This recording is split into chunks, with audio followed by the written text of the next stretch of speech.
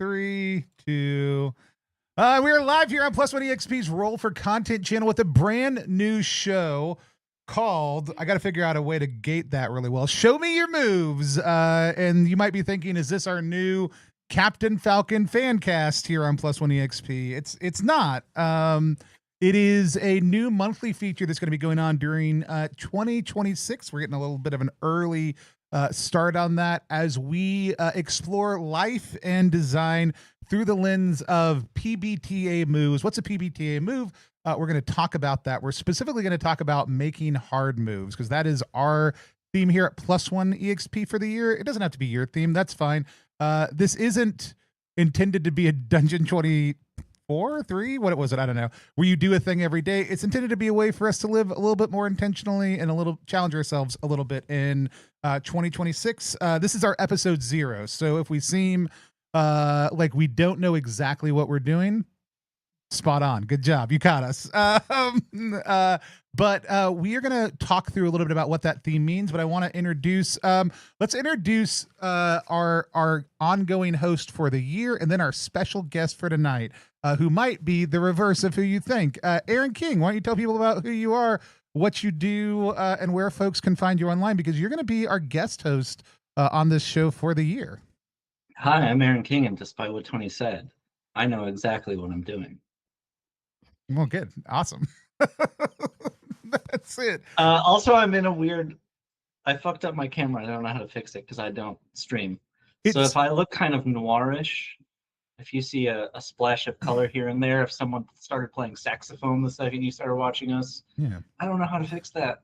I've asked that guy to stop playing saxophone. Aaron rolled an 8 and did not pick color on their pick list. I got on the stream.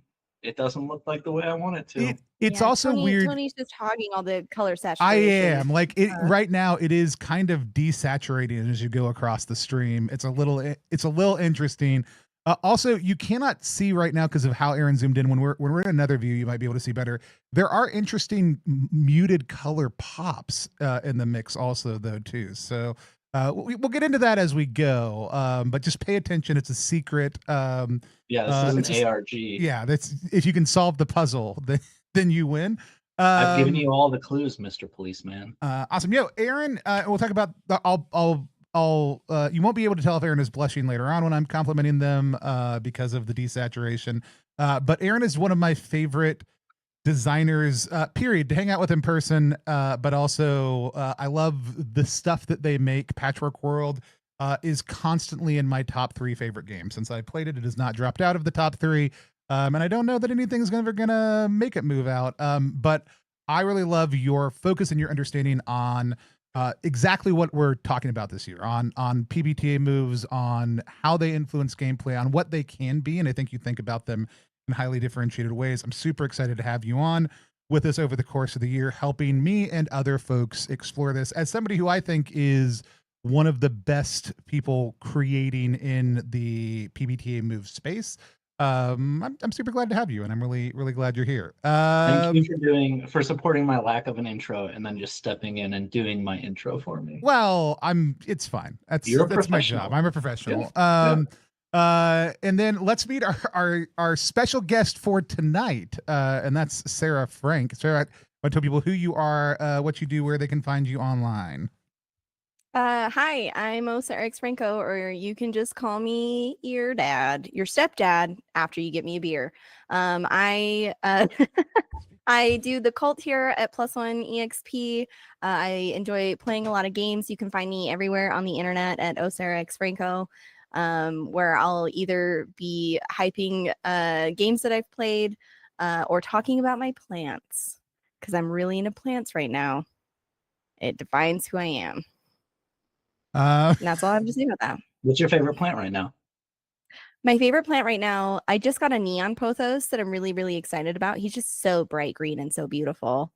And I just repotted my Monstera, and I gotta repot my plants. He's just got so leggy. He's so long and scraggly. He hasn't put out any new leaves in 1,000 years. And so I'm like, come on, little guy, you can do it. Yeah. But again, the like anxious person in me is like, you've killed your plant somehow by doing this. If we get up to let's say 15 viewers on stream, we also have a special plant story we'll tell you about PAX. Yes. But we have to get 15 viewers on stream to do and it. You have to subscribe to our Patreon. You do have to subscribe to our Patreon or become a member of Zine.Club. We'll tell Zine.Club members about it. But it involves another person who we have talked about right before chat, and security having to be called at PAX Unplugged.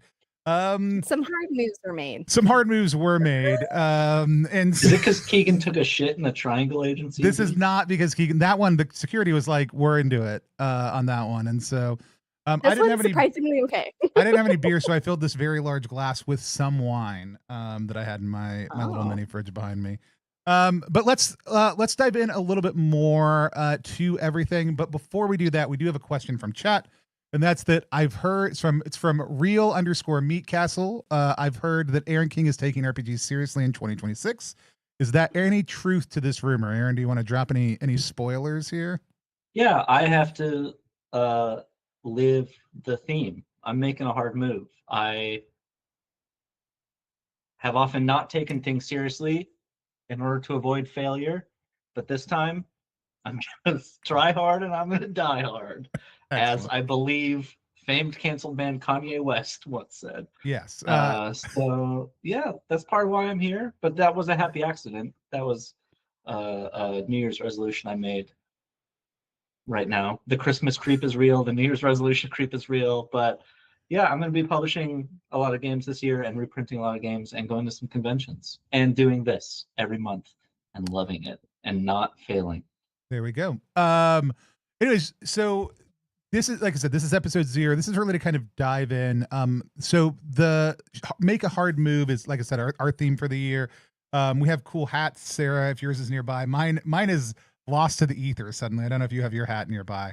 Not nearby. But that's maybe fine. Don't worry about it. We'll all be in costume next time. At least Aaron and I will be. I'm dressing as Vince and Meg Baker next time. That's great. Both of them. So making hard moves is the theme that we've been reflecting on. Something I started thinking about. We have a little theme every year. It's just a little fun thing that we do a little logo around, and sometimes it's like have more pizza. Like it literally is very often not serious. This year we thought, hey, like we've had to make a lot of difficult choices over the last few years. We're at a state in the world right now where things are really challenging for people. Is there a way we can kind of build and support community, talk about design? And do something more intentional with our annual theme, at least for our staff and internal creative community, but also inviting other people to participate. There is no intention for this to be something that's super challenging for people, but there is a level at which we want people to think about things intentionally. And so I was thinking about it all summer long. Oftentimes things will start out with an image. For me, I loved the concept of making hard moves and was like, well, snake eyes on a dice is always going to be like, hey, you failed that roll. The GM needs to make a hard move. And I got really kind of fascinated by that. I got a snake eyes dice tattoo. Where is it? Can we see it? It's on my elbow. Yeah, you can see it right here. Oh, okay. Really was thinking about like who we wanted to do it, like partner with for this. And the two people who immediately came to mind were Aaron, because Vince and Meg Baker. They said no. Was Aaron, and like specifically because I love the way you think about design and hard moves, and even listening to like games you play and run, like describing how you interact with your character, like your players. Like you're somebody who's very willing to make intentionally difficult choices. And present those to the players to see how they react to them. It's something I love about when you run games for us. But I also seen you do it with the player, like the characters that you run also too when somebody else is. So in addition to the design philosophy, it's something I see you live out a lot. And every time I talk to people about them not liking PbtA, when I'm like, why? They're just like, I know our GM kind of sucked. Lots of times it comes down to GMs not knowing, okay, like what is a hard move? How do you do that well? What does it look like to create an obstacle? How do you create opportunity out of that? What are the different things that signifies. And so the invitation was for you to write something. And then the other person, I was like, all right, cool, but we got to get Adam Voss to make some really cool and dope art. So the dagger and the snake, if you've seen the snake image, and all those things come from the hands and mind of Adam Voss. So we've got a whole bunch of things that we're doing just to kind of celebrate that idea, and to make the invitation to people who want to explore the space of PbtA design, to think about their life, and maybe a hard move isn't where you're at right now. Maybe you're like, I do not have the bandwidth for a hard move. I need to make a gooey move or a sharp move or some other type of move. That's cool. We want people to make intentional moves in 2020, to set a small, simple goal and just try to work towards it.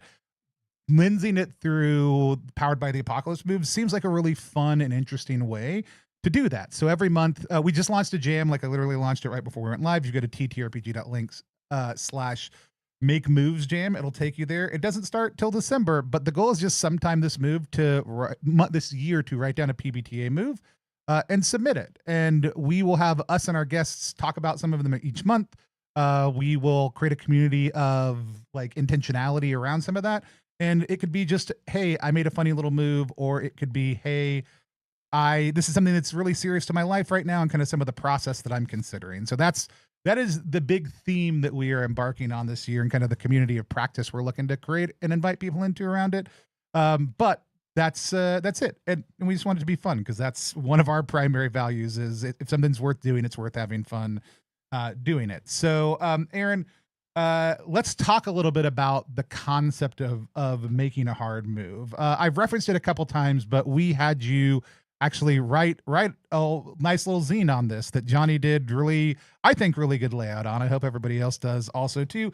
This will be available free on our site starting tomorrow. If you want to get the print version, it's like $10.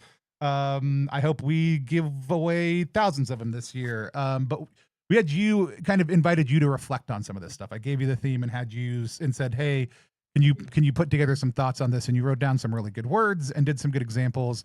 Talk to us a little bit more about like what your approach to this and why you think hard moves are important in play. Yeah. PbtA, in case people don't know, stands for Powered by the Apocalypse, and that is named after the RPG Apocalypse World by Vincent and Midway Baker. Is this still kickstarting right now? Oh man, the new I hope edition. So. I think it is, because it was a nice long Kickstarter. I will pull that up and we will get that link. And Thank you. or Signal Station, if you want to drop the link, you absolutely can, because I trust you and you have the ability to do so. But yeah, I think it has like another 2 or 3 weeks on it. It's a long campaign. Yeah, just like for the time was super revolutionary, and I think still has a lot of really applicable broad player and GM principles. Came out of the Forge era. The Forge was a game design message board, and so instead of skills or feats or abilities, both characters in the game and the GM have moves that they make. And the GM in particular is invited to make a hard move often. And so if the players roll poorly, or if they look to the GM to figure out what happens, the GM can make a move as hard as they want, which sometimes is a soft move. They foretell future danger, or they give you exactly what you want and say the price. But sometimes the move is very hard. If someone has a gun pointed at you and you say, I'm not sure what to do, I pass, I don't know what to do, the GM's probably going to make the hard move of having that character shoot you with that gun pointed at you. And so that's maybe a bit of what Tony was talking about with the bad GMs of Powered by the Apocalypse games. They are supposed to establish the fiction and honor that fiction and honor that prep. And so if a baddie's coming at you, respect to all my baddies out there, but they are going to do bad things unless they are stopped. Much like we see in the world. I don't know. I also live in Minneapolis, which I should say is now actively under ICE attack. I don't know if you all saw the big press release. And so when this theme was said to me, I mean, we have had a lot of awful things happening here in Minneapolis, but then we're having more now. And so I am thinking about what it means to make the hard choices and to act instead of only wanting or waiting. Yeah, Minneapolis, a city also familiar with other hard move periods of history, also too. Like, no, it is like I said, it's one of those things where it is wild, and I think there's a tendency for us to kind of retreat into play in a way that is good for mental health for escapism, but also like there are people out there who are like, yeah, keep politics out of my game. And I'm like, hey, but what if we were actually exploring these things through a lens of play that allowed us to intentionally confront them and think about them more proactively also too. So I think people have to pick their level of challenge in life. You got to think about your bandwidth. Like I'm somebody who enjoys a wild amount of privilege. And so I am somebody who I think it's easier for me to take risks, right, and to take on hard choices. And I think it's incumbent on people who look and have the privilege I have to make harder moves and take bigger risks than other people. And I think again, this is something where we want people to reflect on, like, what is that level of challenge for you? Like, how are you doing that intentionally? But also not to put yourself at risk, also too. And so again, play is a great space to explore that in, and hopefully motivates us to live life in kind of a better way. Uh, Aaron, you put out some banger content in this PDF, and in this little zine, and I want to go through some of it in a little bit. But before that, let's jump to come up with some more practical things. I asked each of us to think ahead of time tonight about like what is one of your favorite moves, and guys just kind of sharing that. Oh, cheap streamer, cool. I gotta love a spam bot. Thank you, whoever took care of that, Sarah. Maybe. Yeah, you're welcome. Uh, the yeah. So to think about what kind of start with, what are some of our favorite moves from a game that we want to share with everybody. So Sarah, since you haven't had much of a chance to have the spotlight yet, do you want to start? You want to share your favorite move with us? I crave the light. Thank you for passing it to me. That's why you're so good with plants. Yeah. The reality is I am becoming plant. So soon the metamorphosis will be complete. So I do have a couple of games here. And like we were talking about it before the stream started, and technically like not powered by the apocalypse, but close enough because it's got like the rankings. I had to pull out Triangle Agency because it's just a fucking banger. And the one that I specifically went to the first time I played Triangle Agency, for my anomaly, it's just gun. It's not the gun, it's just gun. And one of the moves on it is eliminate. You can remove a mundane object or person from the equation permanently. Once they existed, now they do not. You aim your gun and you roll. On a success, the target disappears without a trace. On 6 or more threes, you choose any number of targets you can see from where you're standing and they disappear without a trace. But on a failure, the target is killed. The object is destroyed. The living creature dies. This fact is visible, obvious, and potentially horrifying. And I really like the way that this changes sort of the dynamic of encounters or violence in the game, and reframing like gun as the kind of the intent of like, what are you trying to do, right? You're trying to remove something from your position, but on the failure, it's no, you've done the horrific thing of like shooting someone. Like, and I really love that balance between the two, and how it really pushes that understanding of physical violence being legitimately horrifying, and that there's a cost to it, especially when you're playing something as evocative as gun. I just, the second I played this game and those were my moves, that one stood out to me in such a big way. And it has a beautiful picture of a rock. It does have a beautiful picture of a rock. I don't know if we can see it. Yeah, you got it. You did a good job. Yeah. Sarah, really certainly there's a note about there that if a good man has the gun, that everything will be fine. Is that not in there? Is there not a note in there that says that? You know, it doesn't seem to, but it does have the question. So when you've got you like can answer the questions differently that help like motivate your character. The question for this one is, will you remember them all? Like, will you remember who you disappeared? and again, like so powerful, like the responsibility of enacting this sort of fundamental change to an entity and taking the ownership and responsibility of it. Powerful stuff. Love to see it. Signalization points out you might need to get a candle because it might be some sort of invisible ink situation. So if someone else wants to volunteer up their very beautiful version of the Triangle Agency to test the theory on, I'm happy to give it a go. Okay. But with my own, I will not. Well, it turns out that guns are just horrific. Then never mind. The awesome. Aaron, why don't you share your move next? Because then you have a little bit of time to think while I'm doing mine about talking through the book stuff a little bit too. Yeah, I'm gonna have way more as the year goes on to share, but I'm going to start with Pasión de las Pasiones by Brandon Leon Gambetta. There are playbooks in this, classes you might call them, with all their own moves. There are basic moves, but there are also play set moves, places where you can set the game, where things might happen that generate their own new moves or affect the moves you already make. This is a telenovela or soap opera RPG. And so one of the settings is La Rosa. Oh my God, my eyes are so bad. Querida. And it's a beautiful hotel.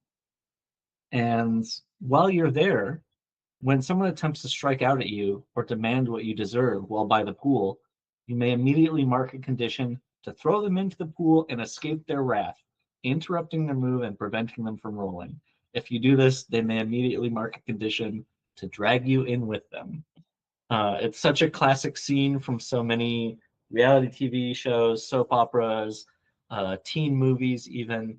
And so the idea that the landscape around you and the genre tropes of that landscape can kind of force you to do certain things or add options to your standard moves, I think is really smart, beautiful. I'm sure Brandon Leon Gambetta will come up again in our discussions, one of the great all-time move writers and kind of move archivist. There's an old Twitter thread where he just basically reproduced the skeleton of like all extant PbtA moves so that you could take them and use them to build your own, like really important archival work as well. So yeah.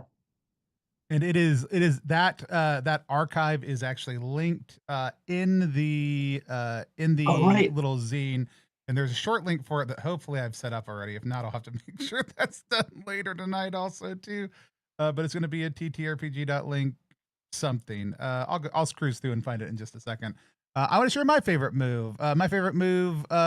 And I have a lot of favorite moves. I love moves that do interesting things, but I think one of the moves I've had the most fun with that I think would seem surprising is from a game called Patchwork World by Aaron King. It's one of my top 3 favorite games of all time. I don't think anything will ever get it or GURPS out of the top 3. So basically everybody's competing for that third spot. And so but the role plus question, Dev the team called it out. The role plus question format I think is so tremendous. And I also from Brandon Leon Gambetta. Yeah, that's and it is from Pasiones, but I got first exposed to it through Patchwork World because a lot of the moves do operate in that mode, but not the one I'm going to talk about. I'm going to talk about Journal as one of my favorite moves because this is kind of like there are 2 types of things that I like to be able to do as a character, and that is have weird things in my pockets. So if you have a move that's going to let me have weird things in my pockets, Apocalypse Keys has one where you have holy or unholy or weird divine relics depending on the playbook that you have.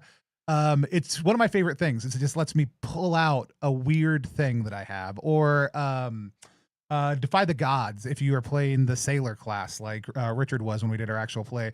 One of the moves there lets you have a item of power that you found on a previous journey, but sometimes it's just a little bitty thing in your pocket. That's cool. But the other thing I like to do is I like to interrogate like the scene to find out more information about it and to slowly let that work towards like a bigger aha moment. And I think a lot of times this happens in play naturally, right? Like the players are doing a good job interrogating the scene. But Journal kind of mechanizes that in a really interesting way. But it's when you take time to diligently document a day's interactions with those you love, When you should be doing something else, take +1 forward, interacting with someone you wrote about, and choose one of the following. You better understand their feelings, raise one stress. You better understand the feelings of the person you wrote about. Ask them a question from the stare into eyes, not your own move. You have the beginnings of a brilliant plan to bring people closer together. Describe who's involved and fill a segment of the clock. I don't think I ever used the first one. I never reduced anybody's stress while using this move, but I did use the second two a lot. But when the clock is filled, you hold a party or create an unlikely meeting that seems coincidental. Everyone involved shares time and space, and you and they all race up to 2. But I used this to get my third move in the game, which was a friend of a little raccoon who's, when I stared into eyes not my own, also completing my track though, and who started living in my big giant suit. But I really love the ability to just kind of say, hey, this is me intentionally taking note of the things around me and allowing it to eventually coalesce into this much bigger thing over time. I especially love the fact that it's when I should be doing something else, like that it explicitly, like that is the cost is, yeah, there's probably a more important thing I should be doing this moment. I'm just going to take some time to journal and recenter myself and better understand the world around me. And I have loved the payoff of this move tremendously the 2 times I've been able to fill the clock. I just think it's absolutely tremendous every single time, and there's a lot of flexibility to it as well as far as how you want to work in fictional positioning on it. I think really interestingly is there is no, like, if you were using the middle part of that, you might stare and like also stare into someone's eyes, not your own. But there's no rolling involved in this move. Some of my favorite PbtA moves are just you do the thing, you pay the cost, and then it happens. And it's one of my favorite things that I think people oftentimes don't consider when they're looking at PbtA moves. Like oftentimes it's the reduction of like 2d6 plus statter plus questions, roll it, and here are the bandwidths, and maybe we mess around with those. But there are a lot of great PbtA moves that you do and they just happen.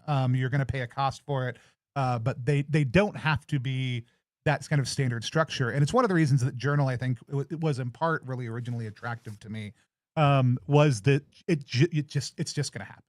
And so it is one of my favorite PbtA moves from my favorite PbtA games by Aaron King. And I don't see any. There's no rosiness appearing on your cheeks. We haven't gone far enough. Still black and white. I do want to say I didn't. Well, I did write that move, but I stole it from Tell Me When It's Visible. This is a book called I Captured a Castle by Dodie Smith. It was written in 1968. A lot of people will call it like the first YA novel. Okay. And it's about this young woman who's the daughter of a professor, a writer, and they have leased this castle for him to finish his book in. And all this other stuff is happening, and she has an older sister who feels the need to get married, and she's always writing in her journal. And I did a project where I took all my favorite books and thought, like, how can this be dramatically mechanized? Like, how can this be a dramatic thing in a game? And when you play D&D, you probably don't want to be a little girl journaling as your main focus. If you are a little girl journaling, you also probably cast cool spells or hit people with a cast iron pan or whatever. But I really wanted to make that something that could make things happen, like you said, like could take a narrative spotlight, could change relationships, because it's done so beautifully in the book. And maybe this is something we'll talk about as well, but like drawing in influences is really important to me, and this is a really good book, and so that's why that move exists. I love it. I am like, it is the thing. I've written one PbtA move. Maybe I'll go find it but if I can. It was for our between actual play. I've only ever written one custom move, and I wrote like 3 or 4 different versions of it and spent a long time thinking about it. But like oddly, a custom moves feels like cheating, which it's not. Like if you're going to do the jam also too, put your custom moves in there. They're cool, and just tell us what game they're from. That's awesome. But it's the only time I've ever written a move. I have tons of moves that I love, but a lot of them just fall into that. And I think a lot of them do wear their influences really clearly on their sleeves. And I think thinking more intentionally about those things, especially over this year, will be a lot of fun to kind of dive into. Like, what are ways to pull influence from that also too. So Aaron, you've dropped a couple hints about things you've written about in this little zine that people will be able to pick up tomorrow on the site. But you wrote a few different sections, right? So you talk initially about the hard move, where that comes from, kind of this point of challenge. But you also write a section about cool and sharp and weird moves also too. Do you want to? Are there a couple things before we dive into kind of the meat of the remainder of our time and helping Sarah write a PbtA move that you want to highlight out of that? People can also go check it out for free tomorrow, but I think go check it out first. Each section is based on a stat name from the original Apocalypse world, which again I owe so much to, along with Brandon Leon Gambetta and all the other game designers that we'll get to as the series progresses. But you know, there's a section about GMs making hard moves. Obviously, that is a big part of this, and that was part of the project when you approached me. Was like, GMs can be afraid to be mean, and how can we reframe that? Because it's not being mean; it's putting a character in a spotlight, and it's being true to the fiction of the world. But it's also about making hard choices as a player and putting oh my goodness, putting your character in tough places or finding ways to make hard choices. And so each section just kind of gives a different slant to the idea of the hard move and why you should try to make them sometimes. Love it. There's a line in the little zine, and I'm gonna struggle to find it, but you kind of summarized it so well. And something that I really enjoy about like making hard moves as a GM is that like when you enable, like, hard moves aren't just for the GMs, they're for the players, and like it's so we can both be making them together. And the harder the player can swing, the harder the GM can swing, and that's really where we get good storytelling, really dynamic moments. It's not in like the safety of like these small, like 1% more damage or like a little bit more. It's these big kind of narrative shifts. And it's something that I found myself saying to players all the time. Like, you want to do something buck wild? Hell yeah. Because that means I get to do buck wild shit too.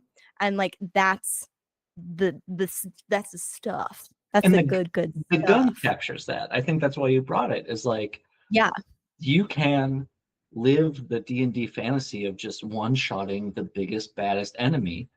But if things go wrong, things go really wrong. And then the GM's gonna, and to me, that's so exciting. And as long as everyone's on the same page and everyone feels kind of safe in those that contract and those stakes, that's a more exciting role to me than, do I beat the armor class? Do I do some damage? It's, do 100%. I save the day, or do I like ruin myself and everything? And like, that's why we watch movies, is to see those moments. Right. You know, not all movies, but like especially genre movies, action movies, like that's where the exciting parts are.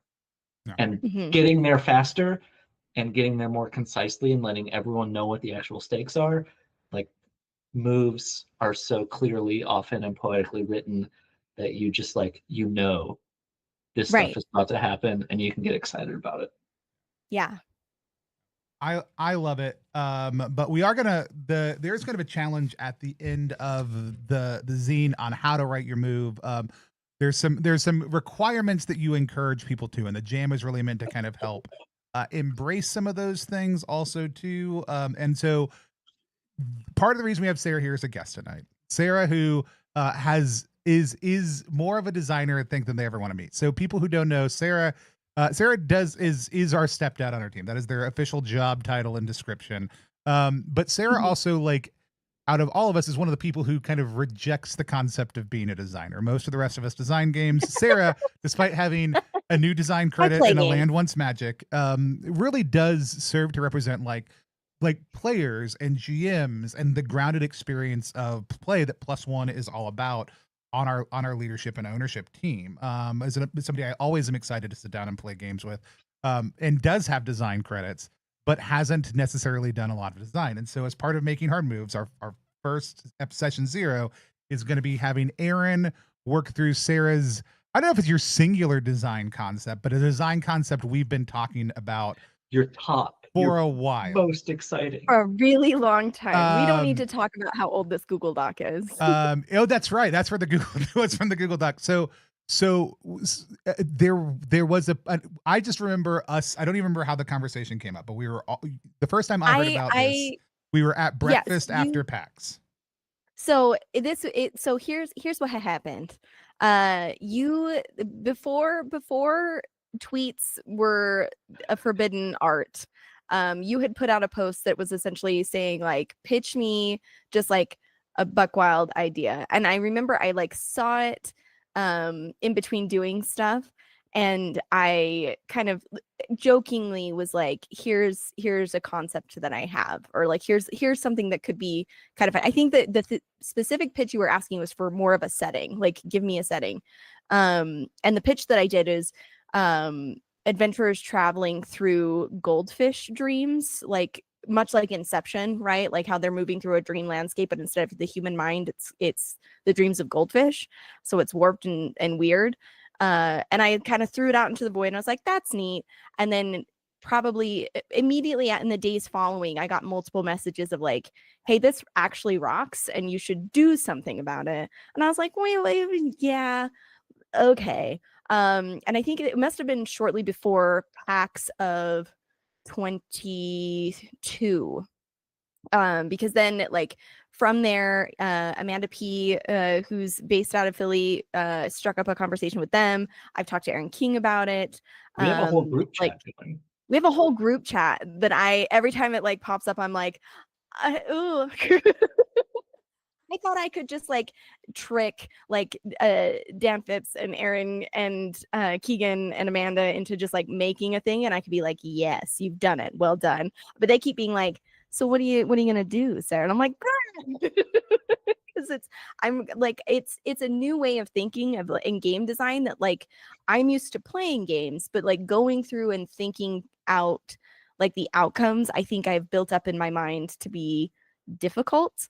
So I'm really looking forward to doing this and having more like a workshop experience where we say like, no, like here's the things that we want to do, specifically starting with a move of what goldfish dreams could like be or feel like. So that's kind of the concept. Love it. Well, and that's what we're going to do right now is we're going to make goldfish dreams happen. Hell yeah. I have shared a document between all of us. This is the living document for this show. It probably will, maybe when we're all done with the year, we'll make all the horrible notes in here public. But for right now, this is a planning space. It's a prep space. We're going to show it on screen because people can watch our horrible typing live. Then I'll go back and forth. Don't worry about spelling. If we get 15 viewers on the stream, I'll put my camera on my screen so you can see. You can double see it. But we're going to kind of work through that. And so I am not an expert at this. I will vulnerably, I'll find my horrible move and share it at some time. Let me find it. Yeah, Aaron, I'm going to kind of hand things over to you to start kind of talking through and walking through this. There is not an expectation that we have a finished 100% perfect move at the end of this time. But we are going to do that. We are going to do it, but that's not the expectation. Yeah, we're going to be perfect, practically perfect in every way. Yes. But the goal is to move through the basic movements of helping kind of create this, talking through it, and over the course of the next like at least 20-ish minutes, kind of have the concept of a move that Sarah could refine and then submit to the jam if they wanted to, or just use in their own goldfish dreaming related experiences if they wanted. So I'll hoard it like a small treasure. Yeah. And so yeah, I'm gonna hand it over to y'all too. I get to hang out now. Can I ask Sarah my questions that I had sent you ahead of time? Thank you. Thank you for asking for consent. I agree to this line of questioning. We can start with those. So yeah. You know, if you've given the broad pitch of the game. Yeah. So the idea is that like, because when I was thinking about like a setting, right? Like I didn't want it to be fantasy. I didn't want it to be sci-fi. I wanted it to be very surreal, very like something in the in-between, and like more specifically a space for characters to like, or players to go that like didn't make sense, but they could still like learn about themselves and about their worlds and about their realities. And I loved the idea that like goldfish exist everywhere. What they perceive is like kind of uploaded into this surreal landscape. that's very volatile, and that through whether it's, you know, somebody's like plugging you into a matrix, or in a more fantasy setting, like a spell is cast or something, players have to navigate this volatile space to gather information about themselves, about their quest, about, you know, anything in between. But like where they can make big swings, but like it is dangerous to them. It is ethereal, it is ephemeral. And I like think yeah, go for it. like part of the pitch that appealed to me was that these dreams can like pop if stuff gets too Yeah, crazy in them. They can yeah, collide so that information can get mixed up. And so part of it is like surreal exploring, but also part of it is almost espionage of like yeah, what have the goldfish seen and how can we exactly. monetize that or make that How do act. we make that useful to us, right? And one of the big things that I felt was important as we were kind of building this out and giving us legs is that like in goldfish dreams, goldfish have no concept of a lie. So everything like that is in dreams is true. Like they don't like what they perceive is truth, is reality. And I loved that because I think as somebody who's like running a game, if I'm trying to like get players to kind of engage with like a thought or a thing, or if we're trying to like have powerful character moments, kind of removing like outright deceit between players makes it more interesting, right? Because they're trying to move safely through this volatile world that could at any moment pop if they swing too hard. But by the same time, like truth can be heavy, truth can be messy, truth can have these unintended consequences. And how do players interact to like what are they willing to like do to get information to like get through this place, and like what things can be revealed through that was kind of the vibe that I really liked, as we've done some light building on it. It's just so funny because if you told me all this and then you were like, roll a d20, I'd be like, great, you know what you're doing. And I think you could, in play, make decisions based on that. Oh yeah, like, and I think from like a design perspective, like, and this is where I struggle. Sarah, could take this concept and like just run with it, and like we could roll whatever kind of dice we wanted to do. But turning it into something that's like repeatable, that other tables could use, that would still like create the same environment, I feel like, and not to put too fine a pin on it, but underwater a little bit, because it's a different kind of creative muscle to flex, of like, here are the consequences, what makes sense, what's too ridiculous, what's not, and kind of like balanced in an unbalanced world. But then again, like I think I'm putting too much pressure on it. Does it need to be balanced? I don't think so. But at the same time, like I've just never done it, so it's a little nerve-wracking. Yeah. A place I thought would be fun to start. To me, it doesn't matter how we get into the dreams, or it does Yeah, matter, but it matters later on. yeah. And to me, I think there's a lot of exciting stuff about like during the day I work at a pet shop and I try to get people to buy goldfish so that at night I can like go, there's a lot of fun Yeah, stuff in world building and these kind of smaller bits that could maybe be great yeah, for players to latch onto and build their characters around. But to me, the big thing that appeals to start with is this dream's gonna pop. Like yeah. this is gonna explode. We gotta do something about it. And so if you want, that seems like a fruitful place to start. I think that's great. I love that. I like the idea, and especially for like a move, I think that's a really great place to start. Because as I reviewed the like make hard move zine and kind of like the idea that we were going through, I was like, yeah, I think starting with just, rather than me trying to define like aspects of the world, or like fishmongers, or like this whole secret underground society of like blind goldfish, you know what I mean, like all of these things, like maybe let's just start with, and you mentioned it in the zine, like what is the, I can't remember exactly how you phrase it, but like output? Like, what is the intent? Like, if you're zooming out from the situation, like, what is the thing that we're seeing? And I think that, yeah, this dream's about to pop. What does that mean for the people inside of it? Yeah, if we play a campaign and there's no one's ever scared of a dream popping, maybe we should have picked a different game. Yeah, 100%. 100%. And we'll put aside, to me, oh, this dream's gonna pop. I start thinking, how do we measure that? How do we quantify the danger of the dream popping? Is there a track we're filling? But let's not worry about that right now, because the dramatic moment is this dream is popping. Right. So there's a trigger to moves when blank, blank, blank. So I think we'll start with when a goldfish dream pops. Perfect. We don't have to worry about a stat, right? Like, you will roll. Maybe there will be a stat. Maybe there will be questions. But the things I try to start to think about are like, what's the worst that can happen? You die, right? Your character dies. But then Fiasco by Jason Morningstar, at the end of the game, the mid result for your character is you die.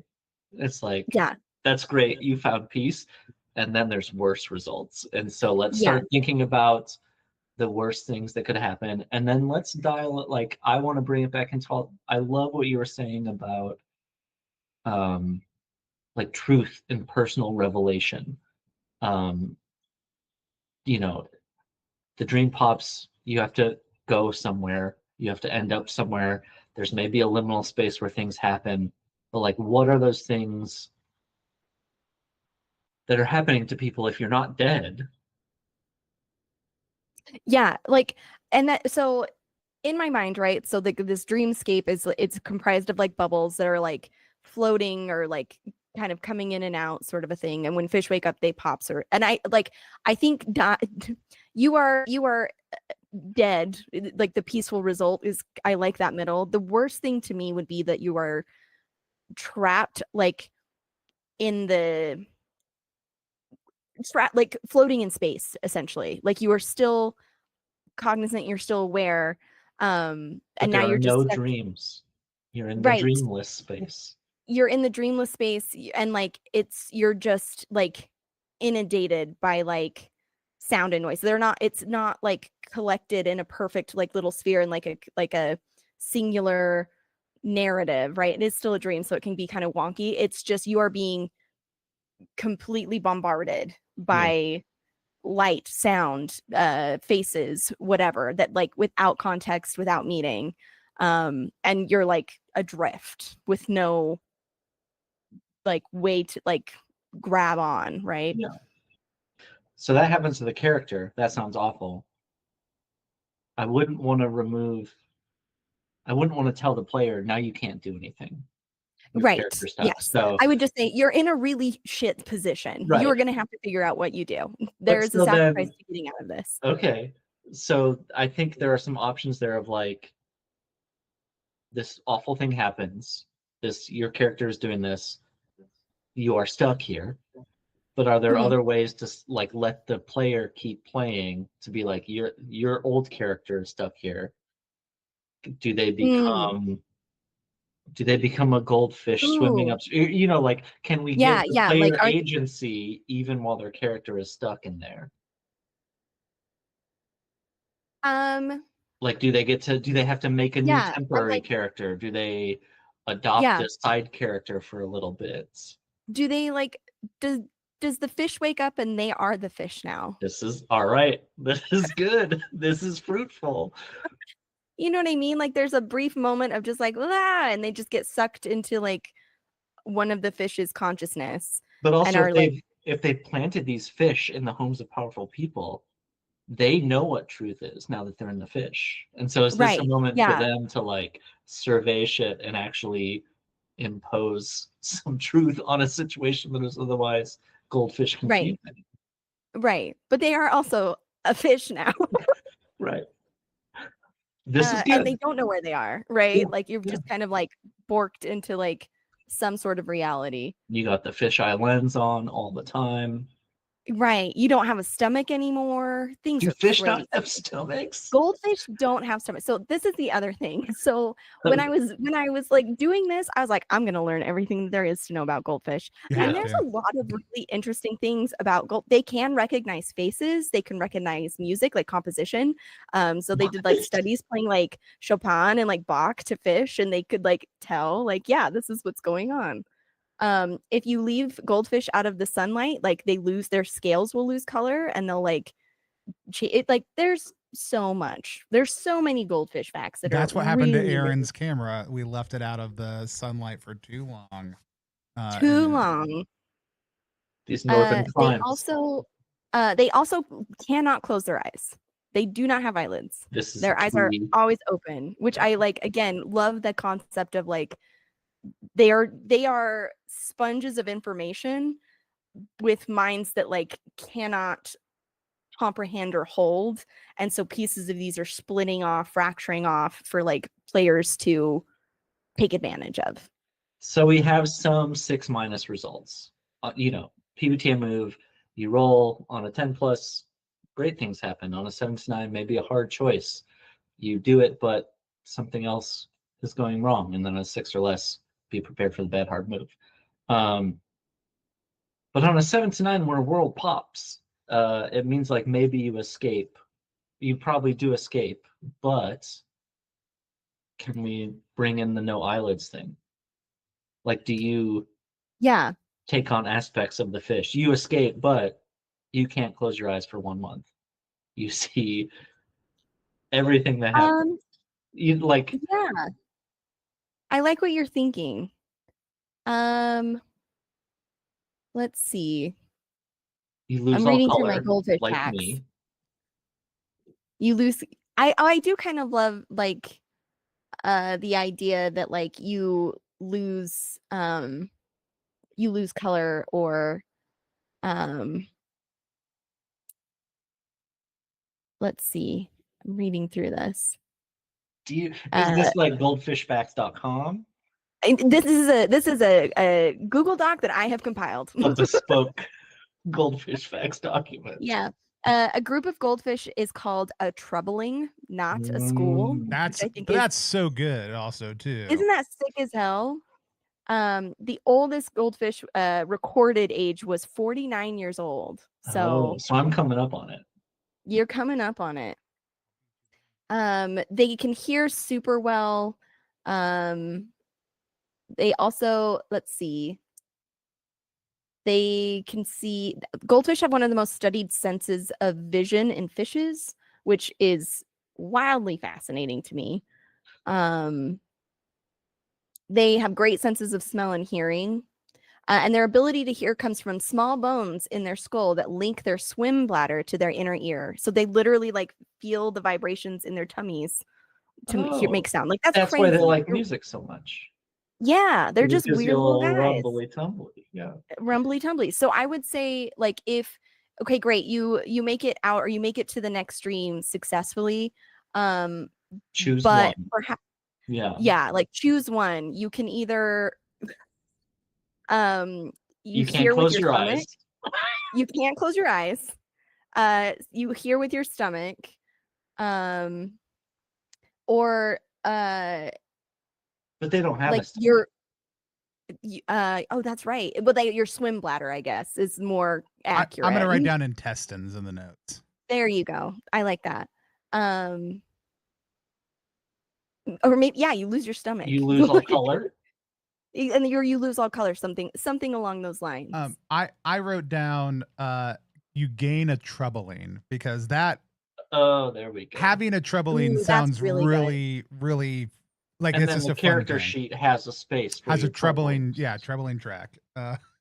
That's really good. 10+ normally I think would be like you escape, right? But I think we can not complicate that, but make it exciting to give them a choice. Like, do they want to escape back to the real world?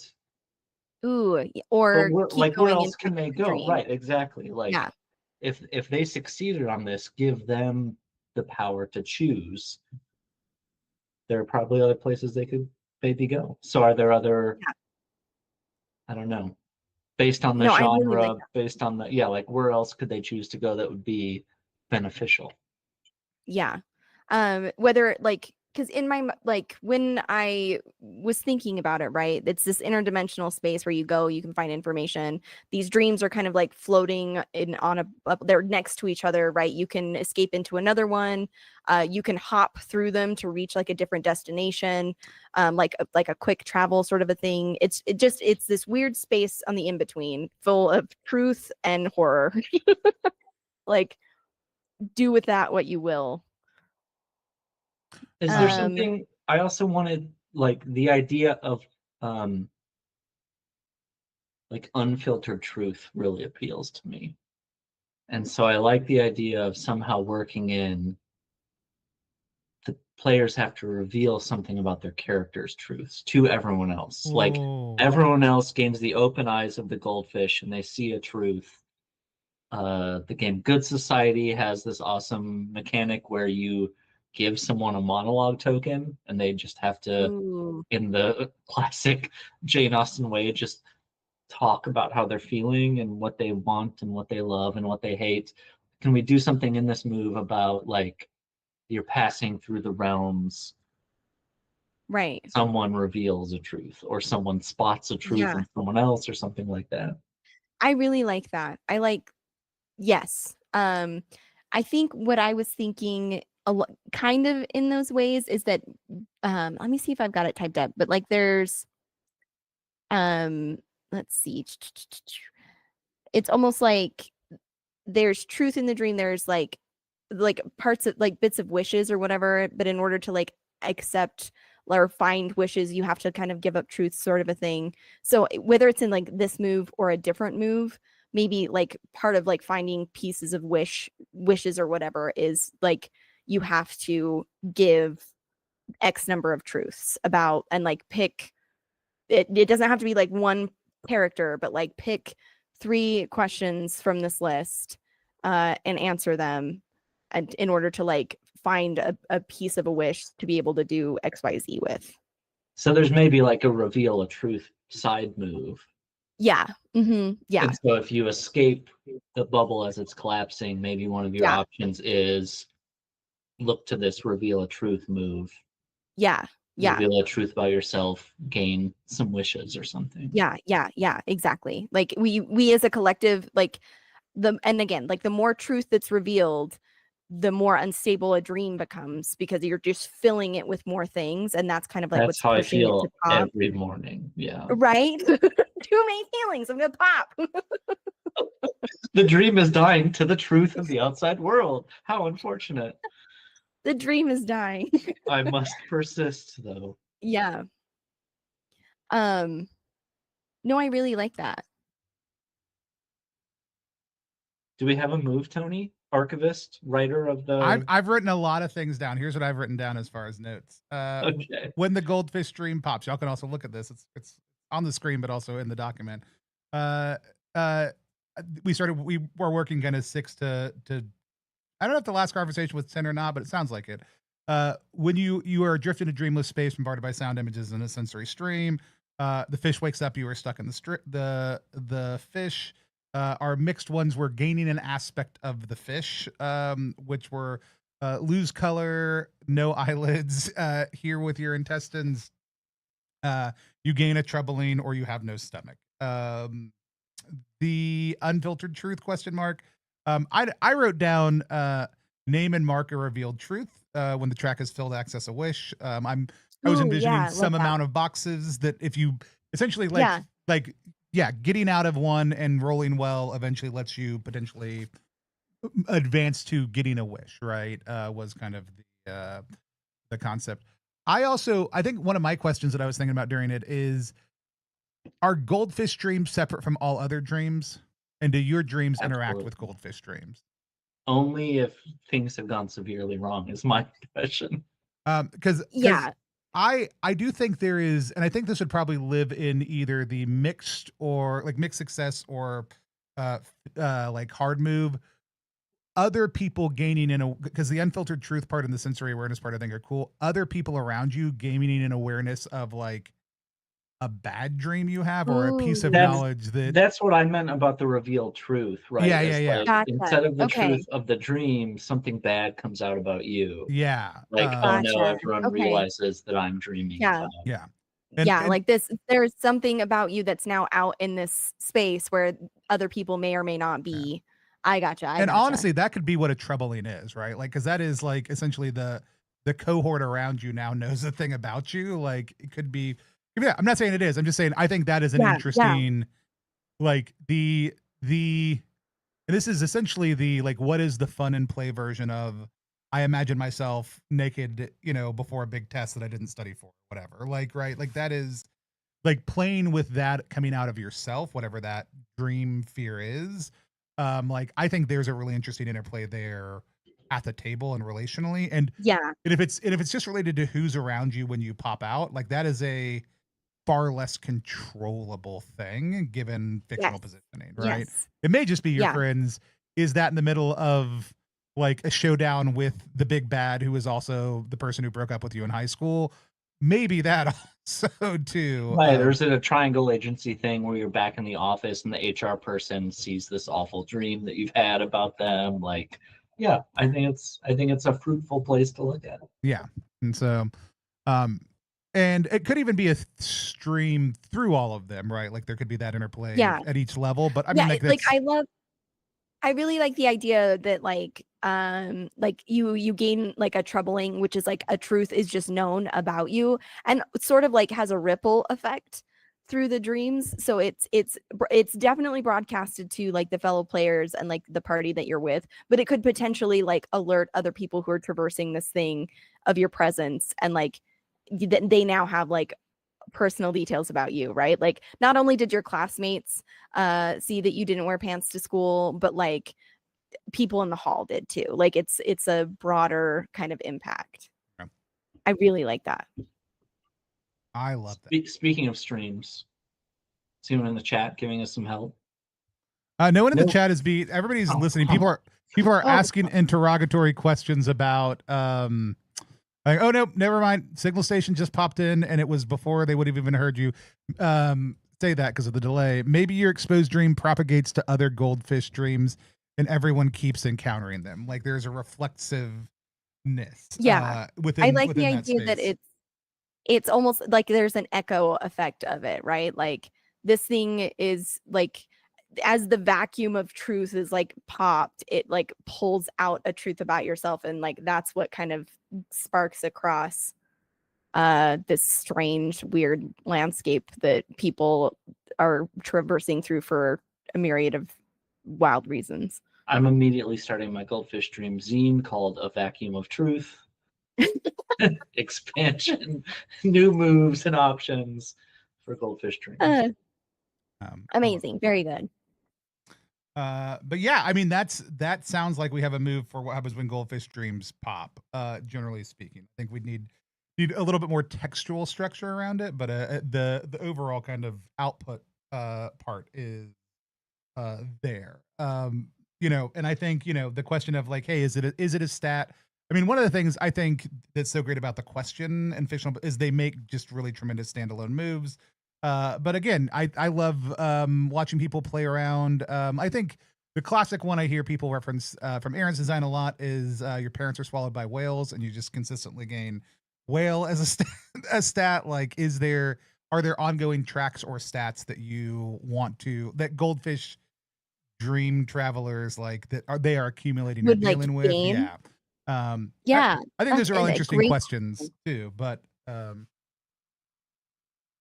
yeah. Yeah. That's a really interesting question.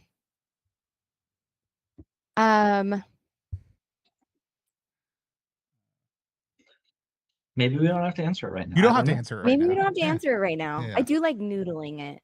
That comes out in play testing. Noodling is also fish related. So yes, when you hold, you know what noodling is, Sarah? When you roll noodling. Sarah's noodled. Sarah's. I just want to make sure catfish are not goldfish.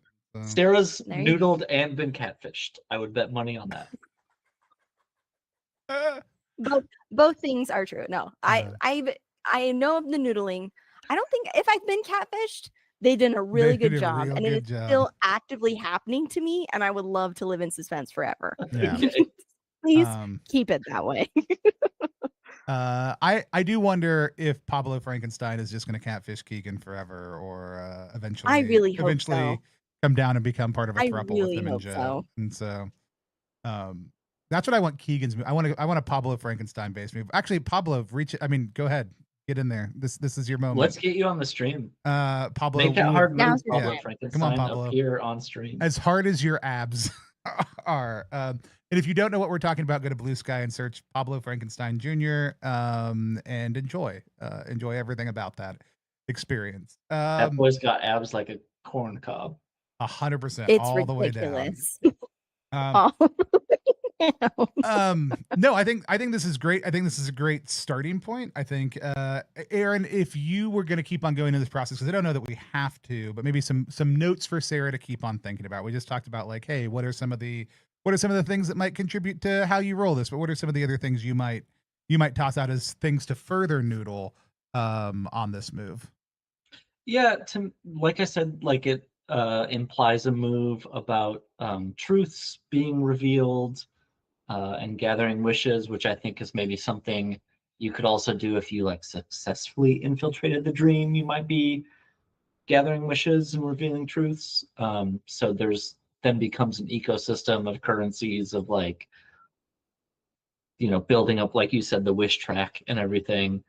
And then I think I would want like some sort of system of, this sounds like a game where players and characters might be lost and separated from the group.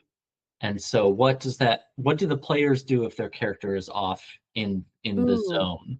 Yeah. And giving them a list of options of, like, you're now the person on the computer back at the office, or you're the goldfish, or you are, you know, some other enticing option.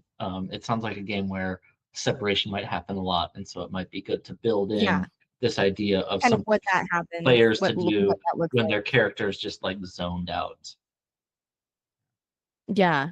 One of the worst things in the game is to be like, you can't do anything this turn. Oh yeah, no, you never want to say that. Like, there always needs to be at least two exits, right? Yeah. Like one that is unsatisfactory but safe, and one that is, I'm doubling down. You know what I mean? I'm doubling down on the weird. And then a third, unknown options that players will inevitably come up for themselves and pitch. Yeah. And like, that's the beauty of games, right? Is the negotiation of, but what if this? Yeah. Which is always super satisfying. Also, Kelby has joined the chat, so everybody say hi to Kelby. Kelby heard there were goldfish and came over to check it out, and so yeah, she's perfect perching. What's good? Yeah. She's just kind of being the worst right now, but I love her so much. I'll let you get along, little doggy. Doubling down, trading locations with the fish when the dream pops. Yeah. So I think, you know, the goal for us, and Sarah's her own person with the life, and who has big things coming up in 2026 already that we're very excited about. We're not going to tell anybody what they are. I don't know. It's a secret. It's a secret. But yeah, I would love to see kind of what you do with this, Sarah. And if you do it, we'll get art made for it, and we'll have Johnny lay it out. A whole move just made by you. But yeah, I mean, I feel like this implies at least two other moves that are kind of like in tandem with it in conversation.